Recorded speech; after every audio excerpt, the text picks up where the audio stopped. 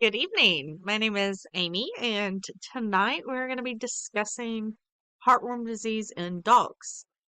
This is a disease that actually hits pretty close to home for me because I have actually lost a dog to heartworm disease. So, heartworm disease is a serious and, if left untreated, potentially fatal disease in pets.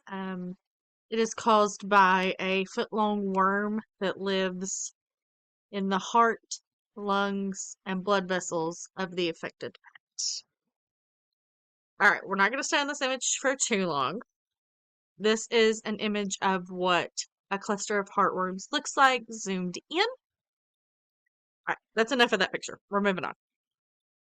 Here we are looking at the life cycle of heartworm disease.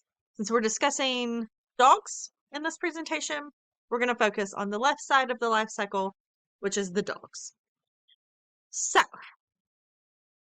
in the life cycle of heartworm disease, a mosquito bites an infected dog, a heartworm infected dog. That mosquito then develops the larvae into the infected stage. That infected mosquito then goes on to bite another dog. The bite goes through the dermis and epidermis straight into the tissue of the bitten animal. In the tissue, the larvae continues to develop for roughly 2 months.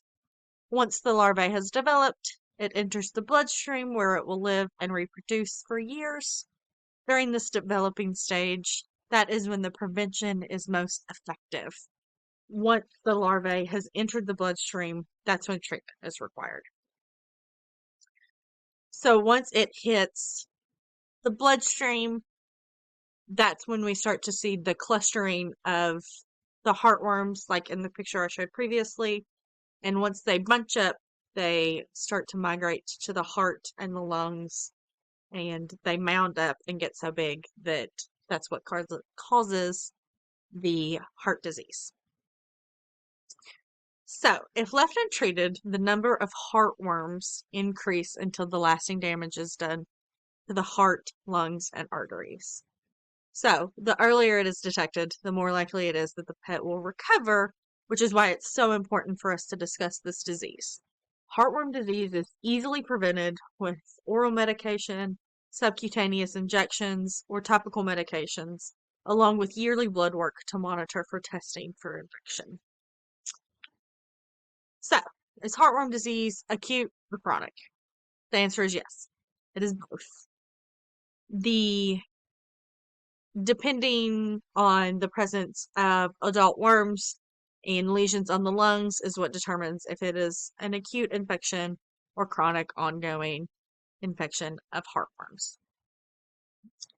Some signs and symptoms of heartworm disease to be on the lookout for is a mild persistent cough, reluctance to exercise, fatigue, decreased appetite, weight loss, heart failure, swollen abdomen due to an excess of fluid, and cardiovascular. In closing, heartworm disease is a common and potentially deadly disease in pets that is completely preventable. If you are interested in learning more, I highly suggest that second resource, heartwormsociety.org. They are the go-to place for all things heartworm disease. So, I just want to take this second to say thank you for giving a watch to this presentation, and I look forward to hearing all of your feedback. Thank you.